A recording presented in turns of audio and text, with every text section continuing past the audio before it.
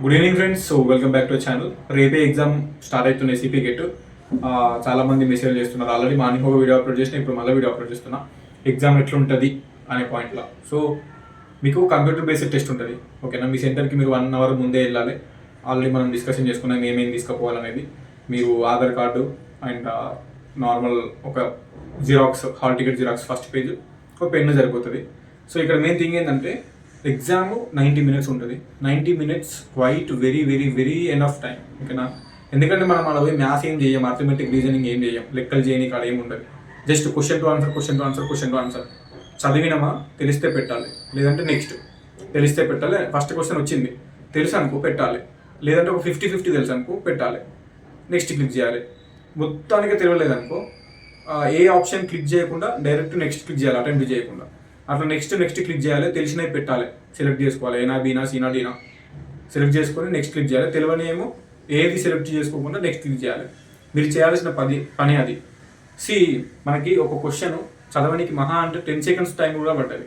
Just 5-6 secondsలో question చదవచ్చు మనం. Maybe question పెద్దగా ఉంటే చెప్పలేం, కానీ జస్ట్ ఒక 10 secondsలో చదివేసి ఆన్సర్ పెట్టేసి నెక్స్ట్ క్లిక్ చేయొచ్చు. క్వశ్చన్ చదువుతోటే నీకు ఆన్సర్ తెలిసింది అనుకో 100%, ఆన్ ద స్పాట్లో పెట్టేసి నెక్స్ట్ క్లిక్ చేస్తావు. So very very very easy.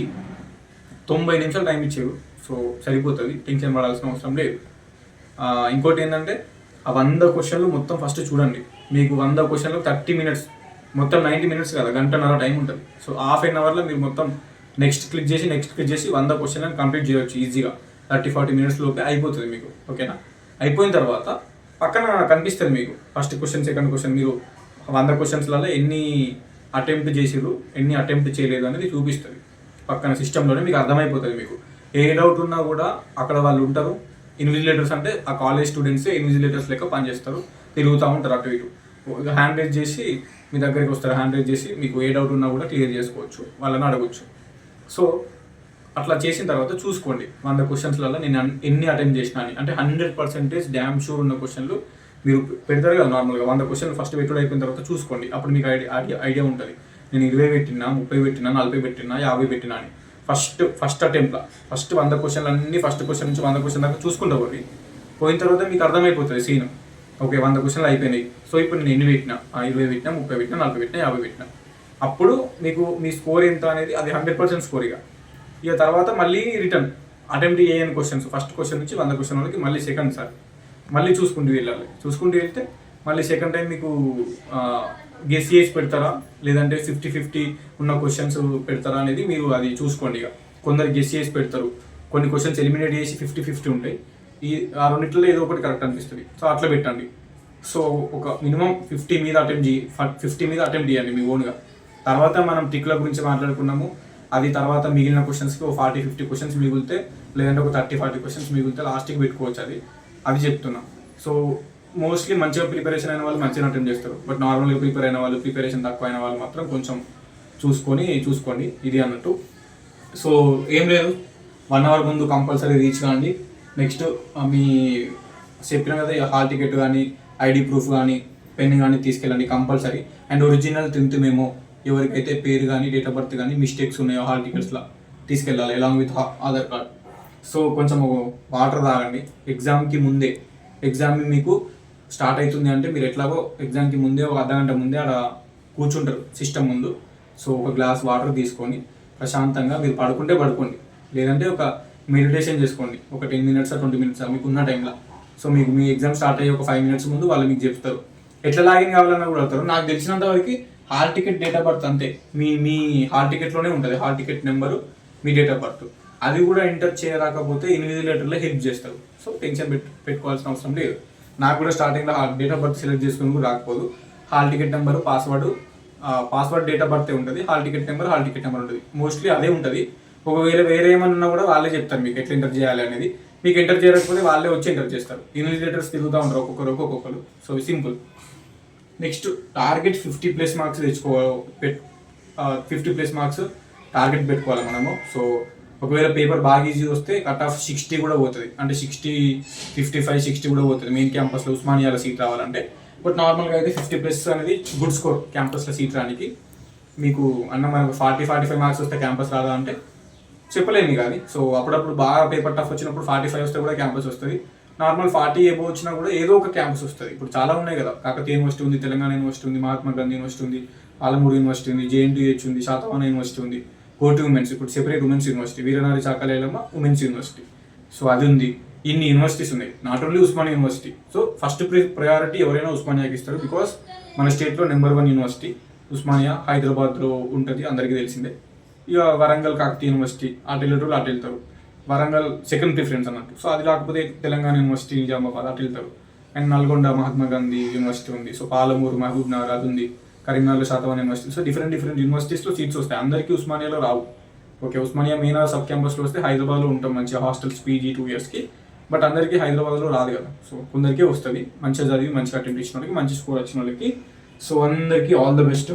ఇక చెప్పాల్సింది ఏం లేదు, ఇంతే.